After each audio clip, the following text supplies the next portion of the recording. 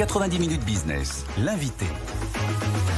Avec nous ce midi, Yves Wessel-Berger, président de LeCab, président aussi de la Fédération française du transport de personnes sur réservation qui réunit à LeCab, Bolt, FreeNow, Hitch, LeCab et Marcel. Merci d'être avec nous, Yves. Bonjour. Aujourd'hui, on va parler de cet accord qui a été trouvé hier qui concerne les chauffeurs des plateformes de réservation de VTC. Plusieurs accords qui améliorent leurs conditions, certes d'exercice, mais surtout de rémunération. Est-ce que vous pouvez nous dire ce qui en est ressorti concrètement ? Oui, c'est une grande année pour les négociations sociales dans le secteur du VTC, parce que c'est le 4e et 5e accord hier qui a été signé, donc c'est vraiment impressionnant.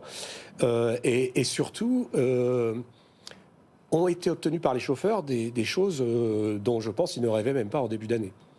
Donc premièrement, le tarif minimum de course qui avait été fixé en début d'année à 7,65 est révisé à 9. Une course, c'est 9 € minimum. Ce sera ça, en fait. Ce sera ça. Pour les chauffeurs, ce qui veut dire il y a en plus un petit peu plus pour les clients. Oui.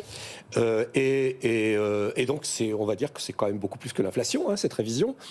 19%. Oui, ça fait quasi 20%. Enfin, 15%. J'ai pas fait le calcul. Non, 19, le calcul. Deuxièmement, mais ça, c'est vraiment quelque chose qui est radicalement nouveau. Que nous avions, côté LeCab, mis en place. On avait un leadership là-dessus, mais qui n'existait pas en termes d'obligations pour l'ensemble des plateformes. Mm-hmm. C'est le revenu horaire et qui, en plus, s'ajoute à un revenu kilométrique. Alors, le revenu horaire, ça dit la chose suivante. En fin de mois, chauffeur, vous avez travaillé 100 heures, vous devez gagner au moins 30 € de l'heure. Donc, il y a un minimum de 30 € de l'heure qui est payé à tous les chauffeurs qui travaillent avec les plateformes. Mm-hmm. Et s'ajoute à ça qu'aucune course, et il y en a, je vous le garantis, ne peut être payé à un chauffeur moins de 1 € le kilomètre. Oui. Donc il y a une double garantie qui se combine. Une garantie, on va dire, mensuelle de revenu minimum et une garantie par course. Ça veut dire que le secteur évolue bien. Ça, c'était vous, des conditions minimum que vous aviez, vous, LeCab, déjà installées en début d'année. Nous, je crois qu'on a un leadership là-dessus. C'est-à-dire que dès le début de l'année, on a fait 10, alors que là, on est à 9. Oui. Donc 10 de minimum de courses sur LeCab. Et on a fait 35 de revenu horaire minimum. Donc on reste en avance par rapport aux acteurs sectoriels, mais en tout cas, ces acteurs sectoriels sont vraiment des très très belles choses. C'est intéressant. Est-ce que depuis janvier, cela a amené chez vous finalement une attractivité ? Parce que c'est vrai qu'être chauffeur, c'est pas forcément facile. Il y a des moments où les chauffeurs, il y en avait moins, on en trouvait moins, des chauffeurs de VTC. Est-ce que ça vous a permis d'embaucher, même si c'est pas des embauches, mais en tout cas d'avoir plus de chauffeurs consacrés à LeCab ? On a par moment triplé le volume d'affiliation, le nombre de chauffeurs affiliés par semaine grâce à ça, ce qui, par voie de conséquence, conduit aussi à réduire les temps d'attente des passagers. Et c'est ça, c'est les deux choses qui sont importantes. C'est-à-dire qu'il y a plus de chauffeurs, il y a moins d'attente pour les passagers, il y a plus de véhicules disponibles, et ça, c'est un effet, en fait, c'est la vertu, en quelque sorte, d'avoir une approche sociale. Jean-Marc. Oui, et par rapport à ça, 3 petites questions. La première, vous négociez avec qui ? Les gens qui sont en face de vous, c'est pas des salariés, donc ils sont organisés comment ? La deuxième question, c'est quand il y a une négociation, chacun apporte quelque chose dans la négociation. Qu'est-ce que vous avez obtenu de vos clients chauffeurs en retour de ces conditions ? Et troisième élément, le consommateur final, lui, va avoir quoi comme résultat ? Est-ce que sa course va être augmentée ? Est-ce que les prix vont augmenter ? Vous le disiez, 19%, c'est pas négligeable. Donc, sur la course, pour la course minimum, pas pour l'ensemble. Oui, j'entends bien, j'ai bien compris.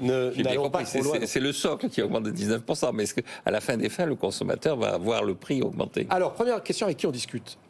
Alors, s'il y a un truc que j'ai entendu hier, toute la journée, et puis les autres jours aussi, c'est « nous sommes indépendants ». Les chauffeurs ne cessent de répéter « nous sommes des indépendants ». Donc, nous discutons avec des indépendants. Ça, c'est le premier point. Oui, mais pas tous. Il faut bien qu'il y ait des gens qui sont choisis comment, les gens qui les représentent. Alors, ils sont choisis. Il y a une élection.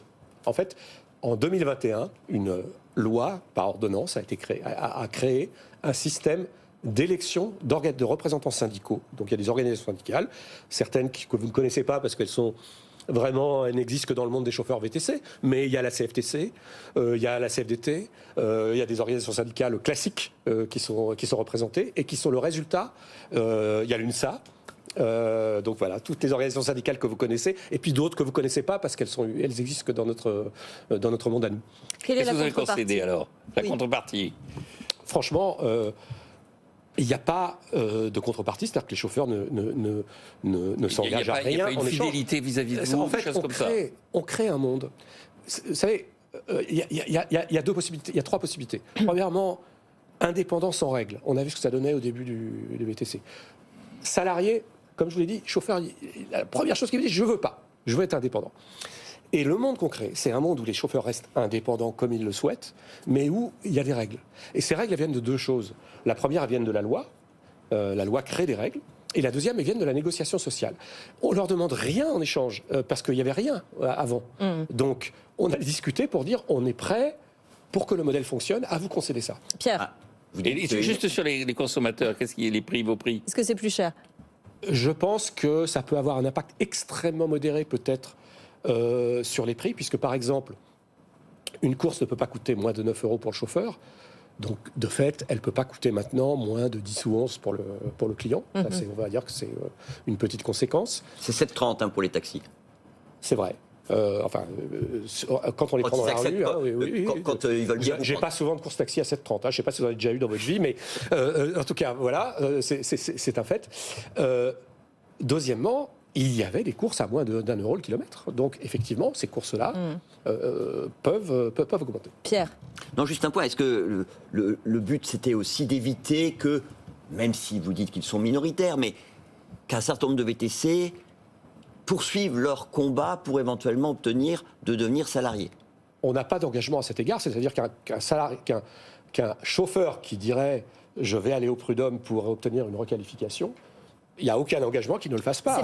J'entends bien, mais vous leur faites des promesses qui font qu'a priori, ils seront moins tentés, si tant est qu'ils le soient. Je pense que, je l'espère en tout cas, c'est vrai que c'est un des objectifs. L'objectif, c'est de créer un modèle social qui fonctionne. Si le modèle social fonctionne, vous avez moins de raisons de vous plaindre et d'aller devant les tribunaux. rester indépendant, mais avoir de Oui. bons tarifs et de la protection. Surtout aussi Exactement. la protection qui est importante et qui est demandée par les indépendants sur tous les secteurs. Merci beaucoup, Merci Yves à vous. Wessel-Berger, d'être venu nous voir, président de l'ECAB, président de la Fédération française du transport de personnes sur réservation.